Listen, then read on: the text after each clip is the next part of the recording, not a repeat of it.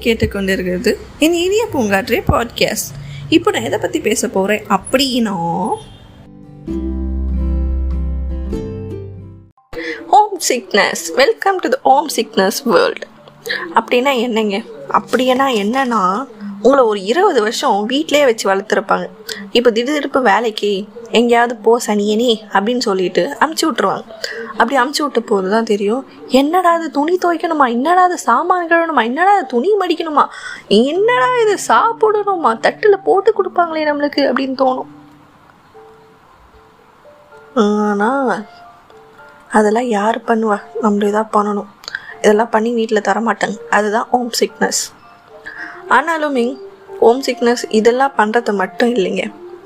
அந்த வீட்டுக்கு போயிட்டு அங்கே இருக்க செவுரு, கல், கேலண்டர் அதே இடத்துல இருக்கா, அது திருப்பி வச்சா மாறிச்சா அப்படின்னு சொல்லிட்டு டெஸ்ட் பண்ணிட்டு வரது தான் இந்த ஹோம் சிக்னஸ். இது ஒரு மெமரிஸோ இல்லை அந்த பிளேஸோ இல்லைங்க. It's all about emotion.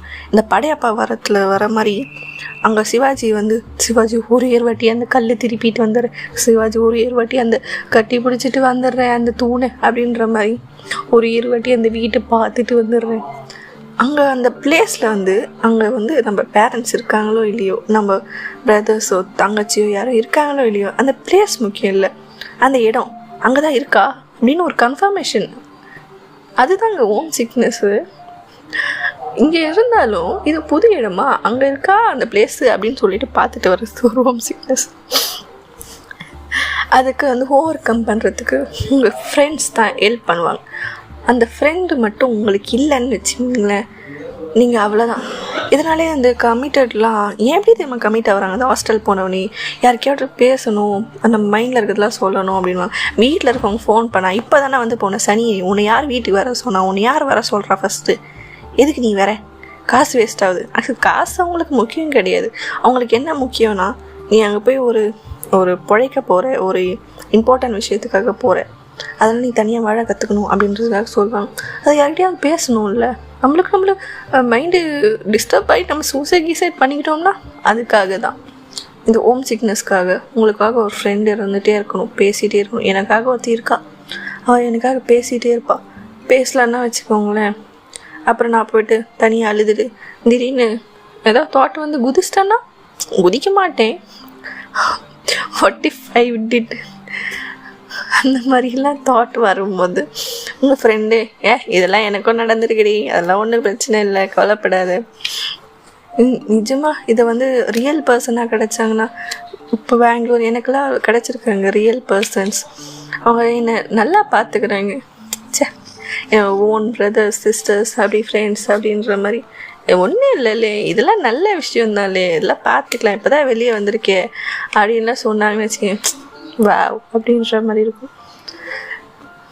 அதுவும் இப்போ தமிழ்நாடு பஸ்லலாம் நீங்கள் சேஃபாக போயிட்டு வரலாங்க. உங்களுக்கு அந்த பஸ்ஸில் conductors they will give you seeds.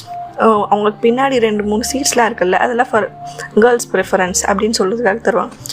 ஆனால் இந்த பாய்ஸ் இருக்காங்களே, they are so selfish, not so selfish, they are shy and introvert more then girls. ஒரு இடம் கொடுத்தா தான் என்ன, அவங்க பக்கத்தில் உட்கார மாட்டேன்னு சொல்லலையே. எங்களுக்கு இந்த ஃபேண்டசிலாம் இருக்குல்ல, இமேஜினரி பாய்ஸ்லாம் இருக்கே, வாங்க உட்காருங்கன்னு சொன்னால் நாங்கள் உட்கார மாட்டேன்னு நான் சொன்னோம். We like to talk. பார்க்க தான் கொஞ்சம் முறப்பாக ஆட்டிடியூட் மாதிரி தெரியும். We like to talk. எங்ககிட்ட பேசணும்னு ஒரு ஆர்வம்லாம் இருக்குங்க. இடம் கொடுத்தா உட்காருவோம், பேசுவோம், பழகுவோம். And we can marry each other. யாருன்னே தெரியாத marry each otherலாம் இல்லை, லைக் ஒரு ஃபேண்டசி. இந்த மாதிரி ஒரு விளையாட்டுத்தனமான ஒரு பொறுக்கி போட்டு அரைக்கிறதுனால எங்கள் வீட்டில் வீட்டுக்கே வராது, அங்கேயே இரு, பொழப்ப பாரு, சாரி அப்படின்லாம் சொல்லுவாங்க. ஆனாலும் எனக்கு வீட்டுக்கு போகணும் அப்படின்னு சொல்லிட்டு, சிவாஜி அந்த கல்லை ஒரு வாட்டி தொட்டுட்டு வந்துடுறேன்ப்பா அப்படின்ற மாதிரி இருக்கும். அதுக்காகவே நான் அந்த வீட்டுக்கு போயிட்டு அந்த கல்லை போய் தொட்டுட்டு வந்துடுவேன். கல் இல்லைங்க, அந்த வீடை போய் தொட்டுட்டு வருவேன். அதுக்காக போவேன், திட்டு வாங்குவேன், காசு வேஸ்ட்டாக போகும். பரவாயில்ல, அந்த கல் திரும்பிச்சா இல்லையா, அவ்வளோதான் matter.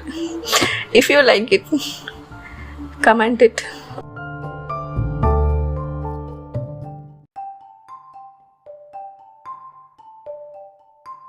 Thank you. Comment it if you like it. Thank you so much.